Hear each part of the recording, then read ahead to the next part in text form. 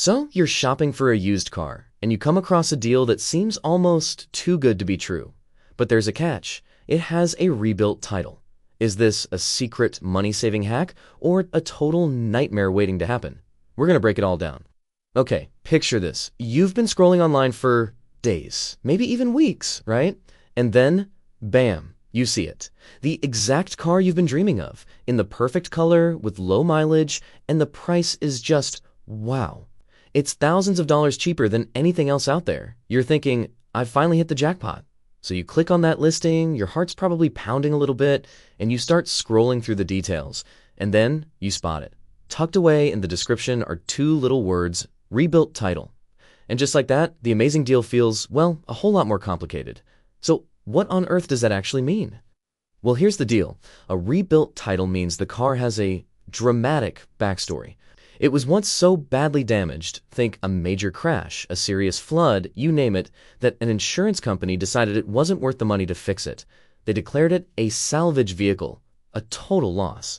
Then someone bought that damaged car, fixed it up, and got it to pass a state inspection to prove it's safe to be on the road again. Yeah, there's a whole journey this car has to go on. First, it gets wrecked and branded salvages. Second, someone buys it and does all the repair work. Third, and this is a really critical step, it has to pass a state-mandated safety inspection. And only if it clears that hurdle does it move to step 4, getting that new rebuild title. That super low sticker price is what gets your attention, of course, but it comes with some pretty serious financial red flags that go way, way beyond what you pay on day one. This is where you really got to pay attention. First up, financing. Just trying to get a loan for one of these cars can be a huge hurdle. Most banks and credit unions won't even touch them. Even lenders who specialize in bad credit often say, no way. To them, a car with that kind of history is just too big of a gamble, full of potential hidden problems. And then you run into the insurance wall. With a normal, clean title car, you can get full coverage, collision, comprehensive, the whole shebang. But with a rebuilt title, getting full coverage is nearly impossible. Most insurers will only offer you liability coverage, which means if you get into an accident, it'll pay for the other person's car, but you're on your own to fix yours. And that's if you can even find a company that's willing to insure it at all. Oh, and don't forget what happens down the road when you're the one trying to sell the car. That rebuilt title is going to stick with it forever, and its resale value will be drastically lower than a similar car with a clean title. So a lot of the money you saved up front can just evaporate when you try to sell. Now, here's where things can get really shady. You have to be aware of something called title washing. This is flat-out fraud where a dishonest seller moves a salvage vehicle to a state with looser laws to illegally get a clean title for it, trying to erase its past. The scariest part is that it can be incredibly hard to spot, which makes doing your own investigation absolutely essential. Okay, after all those warnings, you might be wondering if there's any way to do this safely.